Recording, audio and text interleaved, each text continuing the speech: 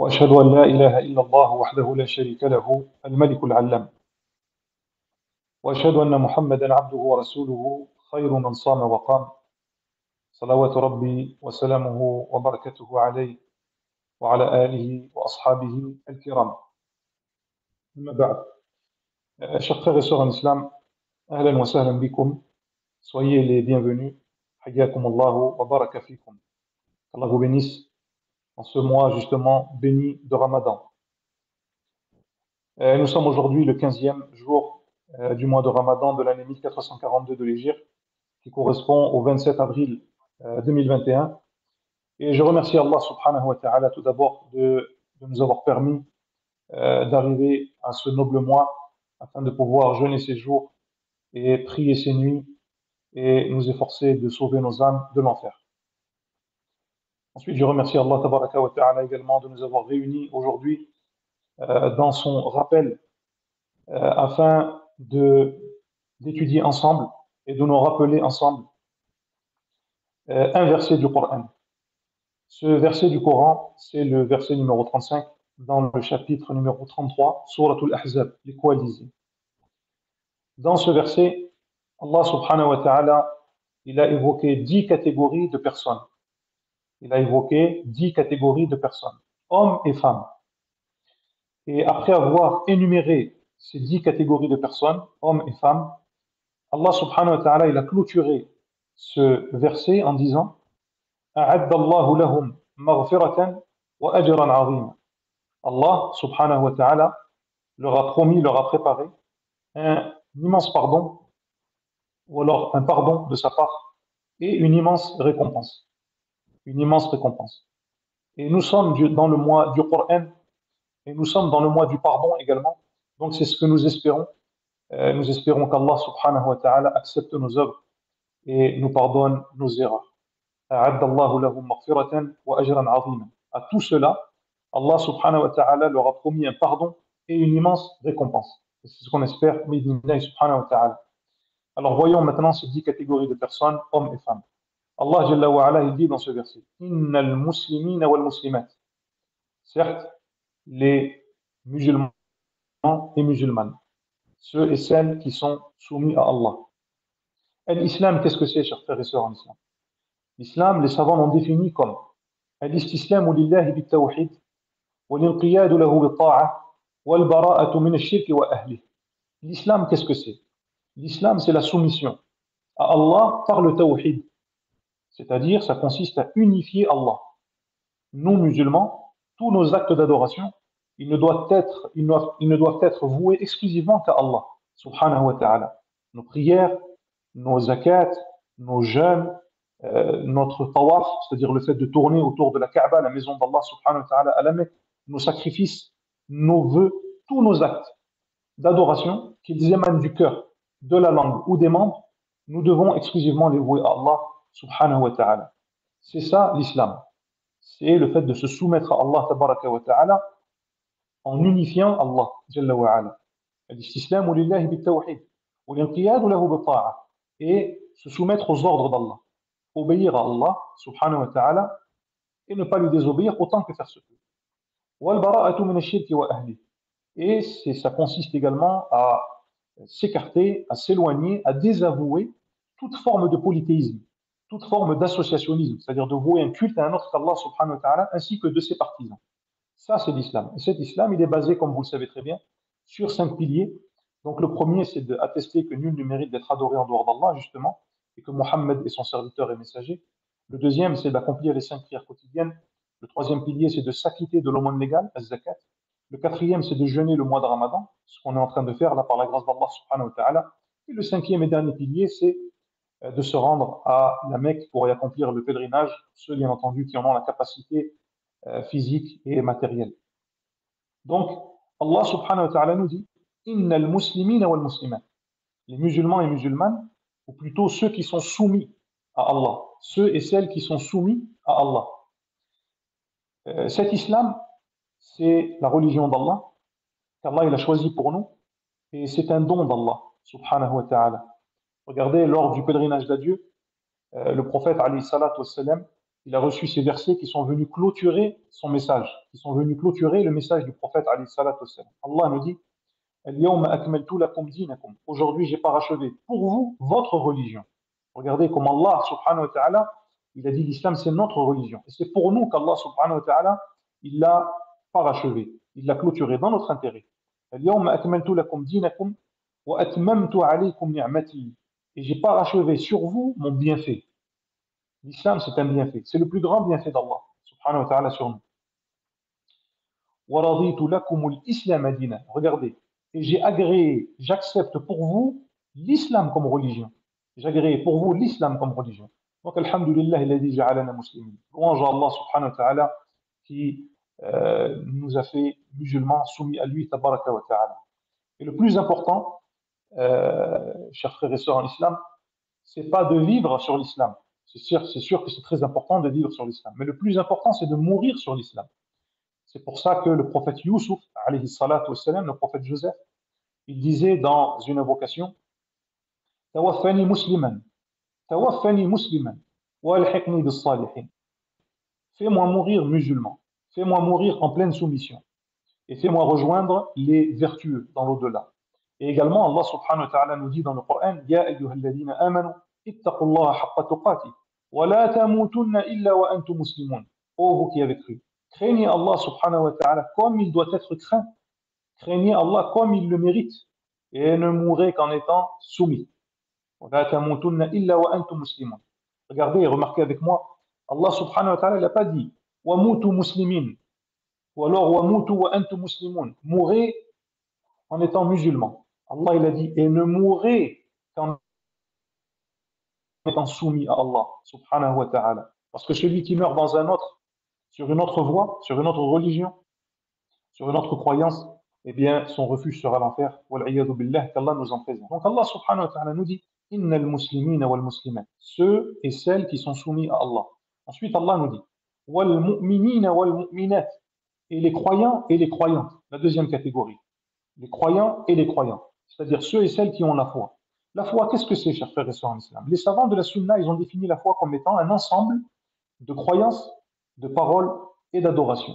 Al-iman اعتقاد بالجنان أي بالقلب وقول باللسان وعمل بالجوارح والأركان. Les savants de la sunna, ils ont dit la foi, c'est une croyance qui émane du cœur, c'est une conviction au fond de soi-même qui se manifeste par des paroles sur la langue et qui se manifeste également aussi par des paroles sur les membres, des adorations. C'est pour ça que la foi, c'est pas seulement une simple parole comme ça, ou un vêtement, ou une apparence extérieure. La foi, c'est croyance, parole et acte. Et cette foi-là, elle augmente par les adorations et elle diminue par la désobéissance. Voilà comment les savants de la sunna, ils ont défini la foi. Et le prophète, sallallahu alayhi wa sallam, il nous a donné également aussi une définition de la foi. Il nous a dit, alayhi salatu wa sallam, al-iman, an tu'mina billah. La foi, c'est que tu crois en Allah, wa malaikatihi, ses anges, wa kutubihi, ses livres, c'est-à-dire ses révélations, wa rusulihi, les messagers et les prophètes, wa al-yawm al-akhir, et le jour dernier, tout ce qui se passe après la mort jusqu'à l'entrée au paradis ou l'entrée en enfer, qu'Allah nous en préserve. Wa an tu'mina bil qadari khayrihi wa sharrihi, et que tu crois au destin, qu'il soit bon ou mauvais. Donc voilà de façon brève et très résumée, bien entendu, la foi. Et Allah subhanahu wa ta'ala, il nous a informé que la foi c'est très précieux dans le Coran et que c'est une grâce également d'Allah. Allah nous dit هو الذي وزينه في قلوبكم. Allah dans le Coran il dit qu'il nous a fait don de la foi et qu'il l'a embelli dans nos cœurs. Et qu'il l'a embelli dans nos cœurs. C'est pour ça qu'il faut surveiller sa foi, l'entretenir, l'entretenir. D'ailleurs, à ce sujet, le prophète sallallahu alayhi wa sallam, il disait اسألوا الله سبحانه وتعالى أن يجدد الإيمان في قلوبكم. Ah oui, il disait, le prophète alayhi salatu wa sallam, إن الإيمان لا يخلق في قلب أحدكم كما يخلق الثوب فاسألوا الله أن يجدد الإيمان في قلوبكم. Voilà exactement ce que disait le prophète alayhi salatu wa sallam. Il disait, le messager d'Allah, la foi, elle s'use dans le cœur et dans la poitrine de l'un d'entre vous, comme le vêtement, il s'use. À force de porter un vêtement, eh bien, il déteint, il commence à perdre de son éclat, il commence à s'user. Eh bien, le prophète, il disait, alayhi salatu wassalam, la foi, elle s'use, comme dans le cœur de l'un d'entre vous, comme le vêtement s'use. Demandez donc à Allah subhanahu wa ta'ala de redynamiser la foi dans votre cœur. فنسأل الله تبارك وتعالى أن يجدد الإيمان في قلوبنا. Nous demandons à Allah subhanahu wa ta'ala qu'il renouvelle et qu'il ravive et qu'il augmente et qu'il renforce la foi dans nos cœurs. Le verset que je vous ai cité tout à l'heure, c'est la parole d'Allah subhanahu wa ta'ala. هو الذي حبب إليكم الإيمان وزينه في قلوبكم وحبب إليكم الإيمان وزينه في قلوبكم. C'est lui qui vous a fait aimer la foi. Regardez, c'est lui qui vous avait fait aimer la foi et qui l'a embellie dans vos cœurs. Donc Allah subhanahu wa ta'ala nous dit dans cette deuxième catégorie, wal mu'minina wal mu'minat. Donc innal muslimina wal muslimat. Ceux et celles qui sont soumis à Allah subhanahu wa ta'ala. Wal mu'minina wal mu'minat. Les croyants et les croyantes. Les croyants et les croyantes. La troisième catégorie, Allah nous dit, wal qanitina wal qanitat. Ceux et celles qui obéissent à Allah subhanahu wa ta'ala. Ceux et celles qui obéissent à Allah tabaraka wa ta'ala. Et dans un grand nombre de versets du Coran, Allah subhanahu wa ta'ala nous dit وَمَنْ يُطِعِ اللَّهَ وَرَسُولَهُ فَقَدْ فَازَ فَوْزًا عَظِيمًا. Par exemple, celui qui obéit à Allah et à son messager, eh bien, il aura réussi d'une immense réussite. Et également, à l'opposé, Allah nous dit وَمَنْ يَعْصِ اللَّهَ وَرَسُولَهُ فَقَدْ ضَلَّ ضَلَالًا مُبِينًا. Celui qui désobéit à Allah et à son messager, il se sera égaré d'un égarement lointain, d'un égarement profond, d'un égarement évident. Donc c'est pour ça que nous, croyants et croyantes, on doit faire notre possible pour obéir à Allah subhanahu wa ta'ala, car c'est la clé de la réussite, et s'efforcer de ne pas lui désobéir, subhanahu wa ta'ala. Inna al-muslimina wal-muslimat, wal-mu'minina wal-mu'minat, wal-qanitina wal-qanitat. Donc les musulmans et musulmanes, les croyants et croyantes, ceux et celles qui obéissent à Allah subhanahu wa ta'ala. La quatrième catégorie, was-sadiqina was-sadiqat. Ceux et celles qui disent la vérité, les véridiques, hommes et femmes. Et la véracité, chers frères et sœurs en islam, c'est la marque de fabrique du croyant. Le croyant, il dit toujours la vérité. Le croyant, il ne ment pas. Pourquoi? Parce que nous, on a conscience qu'Allah subhanahu wa ta'ala nous a ordonné la véracité. Allah dans le Coran nous dit Ya ayyuhalladhina amanu ittaqullah wa kunu ma'as sadiqin. Allah nous dit, ô vous qui avez cru, craignez Allah et soyez du nombre des véridiques. Dites toujours la vérité. Ne mentez pas. Parce que le mensonge, c'est l'apanage des hypocrites. C'est l'apanage des hypocrites. C'est pour ça que le croyant, il ne ment pas. Regardez, le prophète sallallahu alayhi wa sallam, il nous disait que l'hypocrite, l'un des signes de l'hypocrite, وَإِذَا حَدَّثَ كَذَبَ. وَإِذَا حَدَّثَ كَذَبَ. Lorsqu'il parle, il ment. Lorsqu'il parle, il ment. Et Allah, il n'aime pas les menteurs. Et remarquez une chose, c'est que notre prophète Mohammed alayhi salatu wassalam, avant l'islam, on l'appelait As-Sadiqul Amin. On l'appelait le grand véridique. Le véridique, celui qui est digne de confiance, celui qui est intègre, celui qui est honnête. Et même après sa prophétie, les associateurs, les polythéistes, ils reconnaissaient que ce à quoi appelait le prophète alayhi salatu wassalam, parmi les choses auxquelles appelait le prophète alayhi salatu wassalam, as-sidq, la véracité. Vous savez, un jour, Abu Sufyan, radiallahu anhu, qui n'était pas encore musulman, qui n'était pas encore soumis à Allah, il a rencontré Héraclius, donc l'empereur romain. Et donc, il y a eu une discussion qui s'est déroulée entre cet empereur et Abu Sufyan, radiallahu anhu, et il lui a dit, l'empereur romain, qui s'est renseigné sur le prophète Mohammed, alayhi salatu wassalam, il lui a dit, وَمَاذا يَقُولُ هَذَا النَّبِي أو هذا الرجل إلى ما يدعوكم هذا الرجل. À quoi est-ce qu'il vous appelle? C'est quoi son message? Qu'est-ce qu'il vous dit? Qu'est-ce qu'il vous ordonne, ce Mohammed que vous combattez, dont vous n'acceptez pas la prophétie? Et qu'est-ce qu'il lui a dit Abu Sufyan? Et remarquez bien qu'Abu Sufyan, à cette époque, il n'est pas encore musulman. Qu'est-ce qu'il lui a dit? Il lui a dit يقول اتركوا اعبدوا الله واتركوا ما يقول آباؤكم ويأمرون بالصلاة والصدق والعفاف والصلة. Subhanallah. Regardez Abu Sufyan. Ça, c'est le témoignage d'un non-musulman. Ce n'est pas le témoignage d'un croyant. C'est le témoignage d'un non-musulman. Parce qu'à cette époque, Abu Sufyan, il n'est pas encore soumis à Allah subhanahu wa ta'ala. Et qu'est-ce qu'il lui a dit?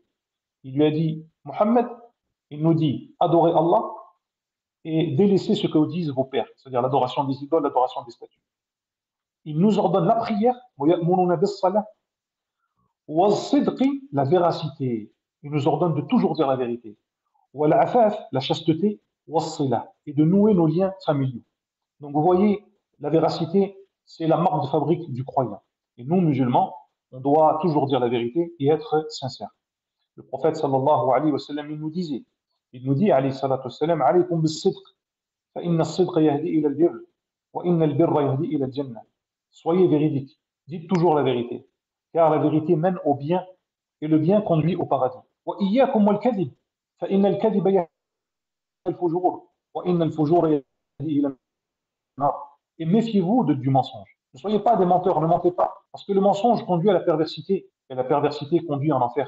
Il y a énormément, bien entendu, de textes, aussi bien dans le Coran que dans les hadiths du prophète sallallahu alayhi wa sallam, qui nous incitent à ce noble caractère qu'est la véracité. Inna al-muslimina wal-muslimat, wal-mu'minina wal-mu'minat, wal-qanitina wal-qanitat, wal-sabirina wal-sadiqina wal-sadiqat, wal-sabirina wal-sabirat.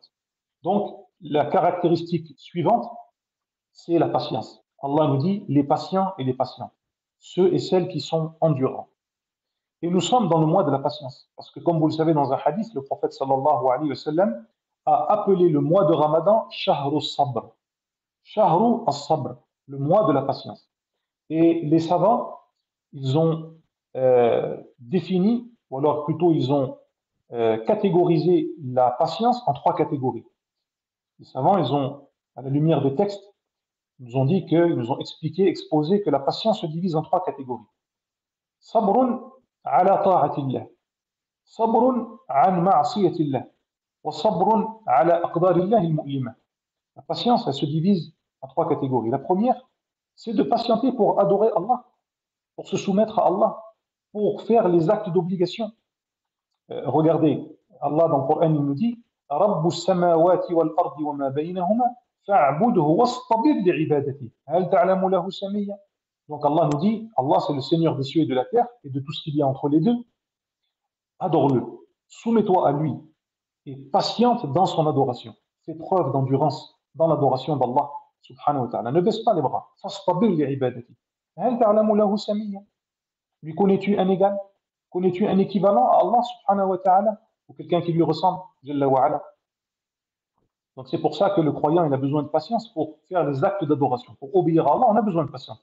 Et remarquez également aussi l'ordre d'Allah subhanahu wa ta'ala lorsqu'il dit à son prophète وَأْمُرْ أَهْلَكَ بِالصَّلَاةِ وَاصْطَبِرْ عَلَيْهَا. Regardez, Allah dit au prophète alayhi salatu wassalam, ordonne à ta famille, à tes proches de faire la prière. وَاصْطَبِرْ عَلَيْهَا. Et sois endurant sur la prière. Patiente dans l'accomplissement de la prière. Ça, c'est la première sorte de patience. Il faut patienter également. La deuxième catégorie de patience, c'est patienter pour ne pas désobéir à Allah. Parce que parfois, le diable, il nous enjolive les péchés, notre âme, notre ego, il nous pousse à désobéir à Allah subhanahu wa ta'ala. Qu'est-ce qu'on doit faire? On doit restreindre notre âme. On doit restreindre notre âme. On doit la contenir. On doit la retenir. On doit patienter pour ne pas désobéir à Allah et tomber dans ce qui lui déplaît. La troisième catégorie, c'est de patienter face aux décrets d'Allah qui sont douloureux parfois et qui sont désagréables, comme la maladie, comme l'endettement par exemple, comme la pauvreté, comme le fait de perdre des êtres chers et d'autres malheurs qui peuvent atteindre le croyant et la croyante dans sa personne, dans ses biens, dans ses proches et autres. Et la patience, c'est indispensable. Celui qui n'a pas de patience ne pourra pas adorer Allah subhanahu wa ta'ala. Et il va se priver du paradis. Regardez, Allah dans le Coran nous dit, en parlant des gens du paradis, وَالْمَلَائِكَةُ يَدْخُلُونَ عَلَيْهِمْ مِنْ كُلِّ بَابٍ سَلَامٌ عَلَيْكُمْ بِمَا صَبَرْتُمْ فَنِعْمَ عُقْبَى الدَّارِ. Allah nous dit, en parlant des gens du paradis, qu'une fois qu'ils y seront installés, les anges rentreront auprès d'eux de toutes les portes et ils viendront les saluer. Ils leur diront Salamun alaykum, que la paix d'Allah soit sur vous, que le salut soit sur vous. Pourquoi? Ils diront Bima sabartum, parce que vous avez patienté. Vous avez patienté, alors Allah subhanahu wa ta'ala il vous a donné le paradis. Fani'ma uqba ad-dar. Quelle bonne demeure finale est le paradis.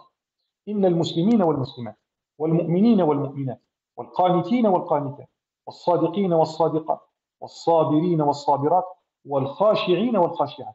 La sixième catégorie qu'Allah subhanahu wa ta'ala a évoquée dans ce noble verset, c'est al-khushu', c'est le recueillement, l'humilité, ceux et celles qui sont humiliés devant Allah subhanahu wa ta'ala, et notamment en prière, et plus particulièrement en prière. Allah subhanahu wa ta'ala nous dit dans le Coran قَدْ أَفْلَحَ الْمُؤْمِنُونَ الَّذِينَ هُمْ فِي صَلَاتِهِمْ خَاشِعُونَ. Les croyants seront bien heureux. Les croyants auront réussi. Qui sont ces croyants qui auront réussi? Allah nous dit الَّذِينَ هُمْ فِي صَلَاتِهِمْ خَاشِعُونَ. Ceux qui sont recueillis, humbles et humiliés devant Allah subhanahu wa ta'ala dans leur prière. Quand ils font la prière, ils sont recueillis, sont concentrés, ils méditent sur ce qu'ils disent et ce qu'ils font. C'est pour ça que je me recommande à moi-même ainsi qu'à vous, honorable assemblée, de faire des efforts dans la méditation de la parole d'Allah subhanahu wa ta'ala. Quand on lit le Coran, il faut le lire avec méditation, chercher à comprendre ce qu'on dit, et notamment également aussi azkar ou salah, les formules d'évocation que l'on dit dans la prière. Quand on dit Subhan Rabbi al-Azim en inclinaison, Subhan Rabbi al-Azim, Subhan Rabbi al-Azim, il faut qu'on comprenne ce qu'on dit. C'est très important ça. Celui qui comprend ces formules d'évocation, eh bien sa prière elle va changer. Elle aura une autre tournure, elle aura un autre goût, une autre saveur. Et son cœur, il se trouvera impacté par cette prière. Lorsqu'on fait le tashahhud, lorsqu'on dit en sujoud Subhan Rabbi al-A'la, Subhan Rabbi al-A'la, Subhan Rabbi al-A'la, et d'autres formules qui sont inhérentes à la prière, eh bien, on verra que notre prière elle aura une autre saveur, un autre goût. Également, Allah subhanahu wa ta'ala nous dit que cette prière, justement, وَإِنَّهَا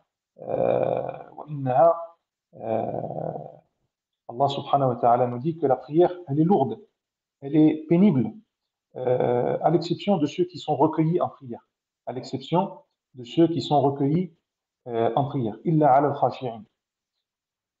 إِذَنْ إِنَّ الْمُسْلِمِينَ وَالْمُسْلِمَاتِ وَالْمُؤْمِنِينَ وَالْمُؤْمِنَاتِ والقانتين والقانتات والصادقين والصادقات والصابرين والصابرات والخاشعين والخاشعات. Également, les savants ils disent que al-khushu' ça inclut également aussi l'humilité donc vis-à-vis d'Allah, mais l'humilité vis-à-vis des gens également aussi. Al-khushu' يعني التواضع مع الناس, le fait d'être humble et d'être modeste envers les gens. Humble et humilié devant Allah subhanahu wa ta'ala, et humble et modeste vis-à-vis des créatures d'Allah subhanahu wa ta'ala. Parce que le contraire de la modestie, c'est l'orgueil. Et Allah n'aime pas les orgueilleux. Et celui qui a dans son cœur le poids d'un grain de poussière d'orgueil, il ne rentrera pas au paradis, comme nous en a informé le prophète sallallahu alayhi wa sallam, man kana fi qalbihi mithqalu dharratin min kibr la yadkhulu al-jannah. Il ne rentrera pas au paradis. Ensuite, la septième catégorie qu'Allah subhanahu wa ta'ala a évoquée, après avoir évoqué le recueillement et l'humilité devant Allah subhanahu wa ta'ala, wal mutasaddiqina wal mutasaddiqat, ceux et celles qui dépensent de leurs biens, ceux et celles qui dépensent de leurs biens. Et ici, les savants ils ont expliqué que ces dépenses concernent les dépenses obligatoires, comme la zakat par exemple, et également les dépenses qui sont facultatives, comme les aumônes, as-sadaqat, et ainsi de suite. Et nous sommes dans le mois de la générosité. Vous savez que le prophète sallallahu alayhi wa sallam, c'était l'homme le plus généreux. كان صلى الله عليه وسلم أجود الناس أكرم الناس وكان أجود ما يكون في رمضان. Et il l'était encore plus pendant le mois de Ramadan. C'est pour ça que nous devons faire preuve de plus de générosité encore par égard au mois de Ramadan béni. Et je me rappelle à moi-même ainsi qu'à vous le hadith du prophète sallallahu alayhi wa sallam qui disait Man fattara sa'iman kana lahu mithlu ajrihi min ghayri an yanqusa min ajli as-sa'imi shay'an. Celui qui donne à manger à un jeûneur, celui qui nourrit un jeûneur, eh bien il aura la même récompense que lui sans que la récompense du jeûneur soit diminuée en rien. C'est pour ça que nous devons nous concurrencer dans les bonnes actions et notamment dans as-sadaqat. Et je me rappelle également à moi-même ainsi qu'à vous que le prophète sallallahu alayhi wa sallam nous a dit que as-sadaqa tudfi'u al-khati'a kama yudfi'u al-ma'u an-nar. Le prophète sallallahu alayhi wa sallam nous disait que les aumônes, le fait de dépenser de cet argent qui nous est si cher, qu'on a du mal à gagner parfois, eh bien, quand on le donne pour Allah, regardez l'un des fruits de l'aumône, c'est qu'elle efface les péchés. L'aumône efface les péchés comme l'eau éteint le feu. L'aumône efface les péchés, chasse et fait disparaître les péchés comme l'eau éteint le feu. إن المسلمين والمسلمات والمؤمنين والمؤمنات والقانتين والقانتات والصادقين والصادقات والصابرين والصابرات والخاشعين والخاشعات والمتصدقين والمتصدقات والصائمين والصائمات. Et les jeûneurs et les jeûneuses, ceux et celles qui jeûnent. Et nous sommes en plein dans le mois du jeûne. Alhamdulillahi Rabbil Alamin. Et le jeûne, comme vous le savez, consiste à s'écarter des interdits, des actes qui peuvent provoquer la rupture du jeûne. والإمساك مع النية عن المفطرات من طلوع الفجر الثاني إلى غروب الشمس. Comme l'ont défini les savants, et vous connaissez très bien cette définition certainement, le jeûne consiste à vouer un acte d'adoration à Allah subhanahu wa ta'ala en s'écartant de tous les actes annulatifs du jeûne, du lever du soleil effectif, réel, de l'aube réel, jusqu'au coucher du soleil, jusqu'au crépuscule. Et le jeûne, c'est une action très particulière. En effet, dans un hadith que vous connaissez également, le prophète sallallahu alayhi wa sallam nous a dit que Allah nous dit As-sawmu li wa ana ajzi bihi. Allah nous dit le jeûne il est pour moi et c'est moi qui le récompenserai. Subhanallah, nous on sait très bien que toutes nos adorations, comme on disait tout à l'heure, elles sont vouées à Allah. La prière elle est pour Allah. Qul inna salati wa nusuki wa mahyaya wa mamati lillahi rabbil alamin. Allah nous dit dans le Coran, dis mes prières, mon sacrifice, ma vie et ma mort tout entière appartiennent à Allah. Ma vie et ma mort tout entière appartiennent à Allah subhanahu wa ta'ala. Alors pourquoi est-ce qu'Allah ici dit le jeûne est pour moi? C'est pour le particulariser, pour lui donner encore plus de valeur, d'importance et de noblesse. Parce que le jeûne, effectivement, c'est une adoration qui n'a pas de pareil. Le jeûne, c'est une adoration qui n'a pas d'équivalent. C'est pour ça que le prophète, alayhi salatu wassalam, il a recommandé à un de ses compagnons qui lui a dit, Ya Rasulallah, awsim, ô messager d'Allah, fais-moi une recommandation, donne-moi un conseil. Et le prophète, qu'est-ce qu'il lui a dit? Alayka bis-sawm, fa innahu la idla lah, fa innahu la mathila lah, fa innahu la nazira lah. Le prophète lui a dit, jeûne, bien entendu le jeûne du mois de Ramadan, mais jeûne également aussi de façon surérogatoire, car le jeûne, il n'a pas d'équivalent. Le jeûne, c'est une adoration qui n'a pas d'équivalent. عليك بالصوم فإنه لا عدل له والصائمين والصائمات والحافظين فروجهم والحافظات. Ensuite, Allah subhanahu wa ta'ala nous donne une autre caractéristique des croyants qui est ceux et celles qui préservent leur chasteté. Ceux et celles qui préservent leur chasteté. C'est-à-dire qu'ils ne pratiquent pas la fornication, ni l'adultère, qu'ils n'ont pas recours à des relations hors mariage, ma'adallah. Parce que ça, c'est un grave péché en islam, ce qu'on appelle la fornication az-zina. Et Allah, il n'aime pas les fornicateurs. Dans un hadith authentique, le prophète sallallahu alayhi wa sallam nous dit Man yadman li ma bayna lihyai wa ma bayna rijlai adman lahu al-jannah. Le prophète alayhi salatu wa sallam nous dit celui qui me garantit ce qu'il y a entre ses deux mâchoires, c'est-à-dire sa langue, et ce qu'il y a entre ses deux jambes, c'est-à-dire son sexe, eh bien Allah subhanahu wa ta'ala, le prophète sallallahu alayhi wa sallam lui garantit le paradis. Le prophète sallallahu alayhi wa sallam lui garantit le paradis. Donc c'est pour ça qu'il est dans notre intérêt de préserver notre langue et de préserver notre chasteté. وَالْحَافِظِينَ فُرُوجَهُمْ وَالْحَافِظَاتِ وَالذَّاكِرِينَ اللَّهَ كَثِيرًا وَالذَّاكِرَاتِ. La dernière catégorie de ces 10 catégories que l'on vient de voir ensemble, de façon très brève et résumée, c'est ceux et celles qui évoquent abondamment Allah subhanahu wa ta'ala. Ceux et celles qui évoquent abondamment Allah subhanahu wa ta'ala. L'évocation d'Allah par le cœur, par la langue et par les membres. C'est l'une des meilleures adorations. Et c'est l'une des plus faciles également aussi. Zikrullah, le fait d'évoquer Allah subhanahu wa ta'ala. Et l'évocation d'Allah, c'est la seule adoration dans le Coran qu'Allah nous a ordonné d'accomplir de façon abondante, d'en multiplier la pratique et de faire beaucoup d'évocations. Allah nous dit Ya ayyuhalladhina amanu uzkurullaha dhikran kathira. Oh, vous qui avez cru, évoquez Allah de façon abondante. Allah n'a jamais dit dans le Coran Sallu kathiran, priez beaucoup. Tasaddaqu kathiran, faites beaucoup d'aumônes. Soumu kathiran, jeûnez beaucoup. Mais Allah nous a dit Ya ayyuhalladhina amanu uzkurullaha dhikran kathira. Oh, vous qui avez cru, évoquez Allah subhanahu wa ta'ala de façon abondante. L'un des intérêts de l'évocation d'Allah, c'est que ça nous permet de nous distinguer des hypocrites. Parce qu'Allah dans le Coran nous dit, en parlant des hypocrites, وَلَا يَذْكُرُونَ اللَّهَ إِلَّا قَلِيلًا. et ils n'évoquent Allah que très peu. Et ils n'évoquent Allah que très peu. Donc le fait d'évoquer Allah abondamment, c'est une préservation, une protection contre l'hypocrisie, et aucun d'entre nous ne souhaiterait être rassemblé avec les hypocrites au jour de la résurrection. Il y a énormément de textes, aussi bien dans le Coran que dans les hadiths du prophète sallallahu alayhi wa sallam, qui incitent, qui encouragent, qui motivent le croyant et la croyante à multiplier l'évocation d'Allah. Je vous en citerai qu'un seul. Dans un hadith authentique, le prophète sallallahu alayhi wa sallam nous dit سبق المفردون قيل ومن المفردون يا رسول الله قال الذاكرون الله كثيرا والذاكرات. Le prophète alayhi salatu wa sallam a dit Al-Mufarridun, il a utilisé ce terme, le prophète alayhi salatu wa sallam. Al-Mufarridun ont surpassé les autres, ont devancé les autres, sont meilleurs que les autres. Et les compagnons, ils ont dit, c'est qui le Mufarridun, ya Rasulallah? Et le prophète de dire, ce sont ceux et celles qui évoquent abondamment Allah, dans tous leurs états. Alladhina yadhkuruna Allah qiyaman wa qu'udan wa ala junubihim. Comme Allah nous dit dans le Coran, ceux qui évoquent Allah subhanahu wa ta'ala, debout, assis et couchés. Voilà comment se termine cette intervention à laquelle je dois mettre fin, car j'ai une autre intervention sur Zoom à 19h30. Je suis un peu en retard. Mais alhamdulillah, je vous remercie pour votre attention. Qu'Allah subhanahu wa ta'ala accepte notre jeûne, nos prières et toutes notre bonnes actions, et qu'il nous compte parmi ces 10 catégories de croyants et de croyantes auxquelles Allah subhanahu wa ta'ala a promis son pardon et une immense récompense. As'alullah tabaraka wa ta'ala an yaj'alani wa iyyakum wal mustami'in من الذين أعد الله لهم مغفرة وأجرا عظيما. Qu'Allah vous préserve, qu'Allah vous bénisse et qui nous permet de nous réunir toujours dans ce genre d'assemblée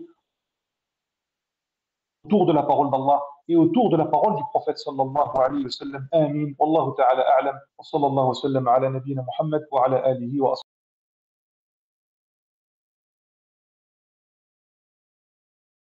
الأرجوزة المئية في ذكر حال أشرف البرية للعلامة ابن أبي العز الحنفي رحمه الله تعالى. قال رحمه الله: الحمد لله القديم الباري، ثم صلاته على المختار، وبعدها كسيرة الرسول، منظومة موجزة الفصول. مولده في عاشر الفضيل، ربيع الأول عام الفيل، لكنما المشهور ثاني عشره، في يوم الاثنين طلوع فجره. ووافق 20 من نيسانا، وقبله حين أبيه حانا، وبعد عامين غدا فطيما، جاءت به مرضعه سليما. حليمة لأمه وعادت به لأهلها كما أرادت، فبعد شهرين انشقاق بطنه، وقيل بعد 4 من سنه. وبعد 6 مع شهر جائي، وفاة أمه على الأبواء، وجده للأب عبد المطلب، بعد 8 مات من غير كذب. ثم